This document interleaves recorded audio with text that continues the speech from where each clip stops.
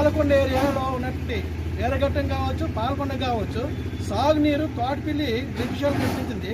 కొత్తగా కట్టిన బ్యారేజ్ నుంచి నీరు ఇస్తున్నారు. కానీ ఆధునీకరణ పేరుతో ఆధునీకరణ పనులు అవ్వట్లేదు, యువతల సాగునీరు రావడం లేదు. సరే, ఆధునీకరణ అయిన ప్రాంతానికైనా సాగునీరు సఫిషియెంట్గా అందాలి కదా. ఉదాహరణకి ఎడమ ప్రధాన కాలువ తోటపల్లి సంబంధించి బ్రిటిష్ కాలంలో కట్టింది. దానికి సంబంధించి ఎడమ ప్రధాన కాలువలో 1వ బ్రాంచ్ ఉంది. పెదబుడ్డిదారు సైఫోన్ అన్నది అక్కడ ఉన్న సమస్య వేరు కావచ్చు, అందుకు నీరు సఫిషియెంట్గా మరి పాలకొండ వరకు రాలేకపోవచ్చు. 1వ బ్రాంచ్కైనా చివరి భూములకి కిమ్మి గడగమ్మ వరకు అందించాలి కదా. ఎందుకు అందించలేకపోతున్నారు అంటే ఒకరి మీద ఒకరికి నెట్టేసి రైతుల్లో అవగాహన లోపం తెప్పించి వారు తీసుకెళ్ళిపోతున్నారు, వీరు తీసుకెళ్ళిపోతారని చెప్తున్నారు. కానీ అది కాదు. వాస్తవానికి వ్యవస్థీయపూర్వం ఉంటే నష్టాలు అనేవి, వ్యవస్థీయపూర్వం ఉంటే ఇబ్బందులు అనేవి మభ్య పెడుతున్నారు అధికారులు. వ్యవస్థీయపూర్వకంగా జరుగుతుంటే ఇబ్బందులు ఏమున్నాయో వాటి గమనించాల్సిన బాధ్యత సంబంధించిన జలవనరుల శాఖ అధికారులకు ఉంది. ఆ ఇబ్బందులను తొలగించకుండా ఆధునీకరణ చేసినా సాగునీరు వచ్చే పరిస్థితులు ఉండవు. అందులో ఒకటి కాలువలకు షట్టర్స్ వేయకపోవడం, రెండోది లస్కర్ల వ్యవస్థ అనేది తీసుకురాకపోవడం. గతంలో సీజనల్ లస్కర్లు వేసేవాళ్ళు, ఇప్పుడు అది లేదు.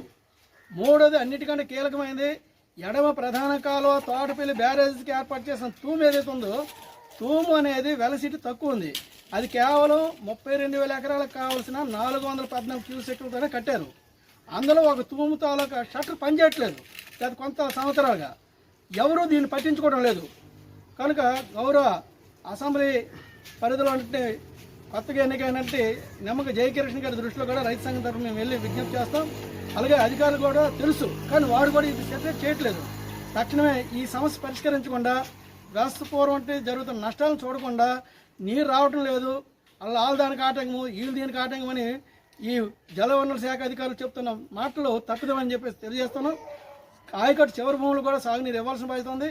ఈరోజు ఆగస్టు నెల చివరికి వచ్చాం. ఉడుపులు కావాలి, ఉడుపులన్నిటికీ మరి నీరు కావాలి. ఈరోజు కూడా అటు 7వ బ్రాంచ్ పరిధిలో అంటే తంపటాపల్లి లేదా తుమ్మరాడ అట్లే వాటిపోగలు నీరు రాదు. ఇక్కడ చివరి ప్రాంతం గుడివాడ వారికే వస్తుంది తప్ప పాలకొండ ప్రాంతానికి అసలు సాగునీరు అనే మాట లేదు. అంటే ఈ నేపథ్యంలో ఇలాంటి సమస్యలు ఎవరు అధిగమించాలి, ఎవరు చూడాలి? దీనికి ఎవరి మీద మనం తప్పులు దోషడం కాకుండా వాస్తవానికి జరుగుతున్న పొరపాట్లు ఈ వ్యవస్థీకృతమైనవి వాటిని సరిదిద్దితే కానీ భవిష్యత్ తరానికి కూడా సాగునీరు వచ్చే పరిస్థితులు ఉండవు. ఇది ఈనాటికైనా సరే గుర్తించి మరి దీని మీద సాగునీరు శివరు ప్రాంతానికి ఇవ్వాలని కోరుతున్నాం. వరుణుడు కరుణిస్తాను కానీ మరి అధికారులు మాత్రం కరుణ చూపడం లేదు. ఆ రకంగా సాగునీరు ఇవ్వాలని చెప్పేసి మేము రైతు సంఘం తరఫున డిమాండ్ చేస్తున్నాం.